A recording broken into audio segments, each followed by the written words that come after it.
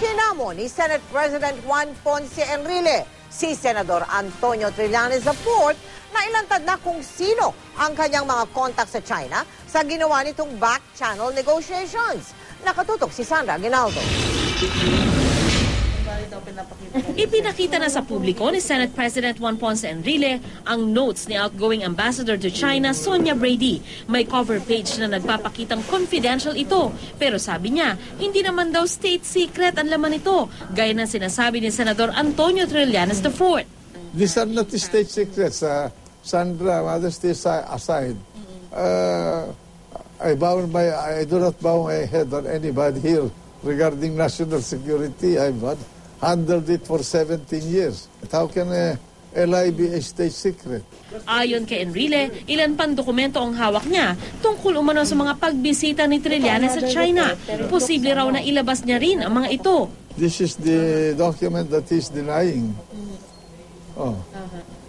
About the notes of Mrs. Brady.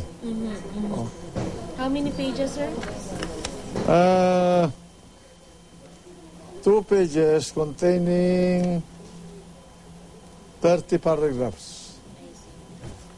Sir, red to, no? Ibig sabihin, yan yung original. This one is another one. Another one. Another one. Another in connection with his notion about the Scarborough problem. I see. Ito po ang hindi nyo pa nilalabas. Hindi pa. I-release mo pa ba yan in the future? Itong iba pang laman ng documents po? Depende sa kanya. What do you mean, sir?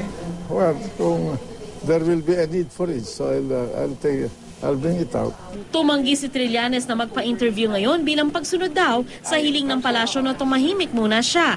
Pero para sa kanya, mananatiling propaganda ang mga papel na ito na hawak daw ni Enrile hanggat di niya ibinubunyagan laman. Enrile's notes lang daw ang tawag dito. Sabi naman ni Enrile, dapat daw ilantad ni Trillanes kung sino ang mga Chinong koneksyon niya.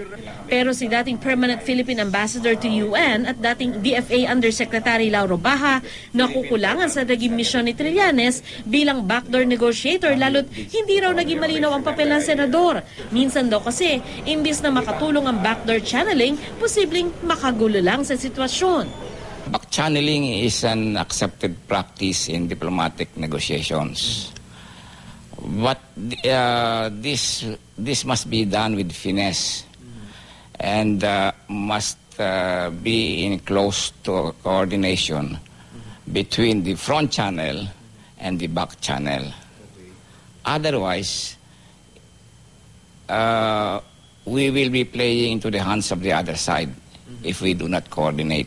Nauna nang sinabi ng palasyo na may basbas ni Pangulong Noynoy Aquino ang mga biyahe ni Trillanes sa China para sa backdoor negotiation para ayusin ang gusot sa pagitan ng Pilipinas at China kaugnay ng tensyon sa Panatag Shoal. Sabi ni Trillanes, hindi raw siya pumapabor sa China.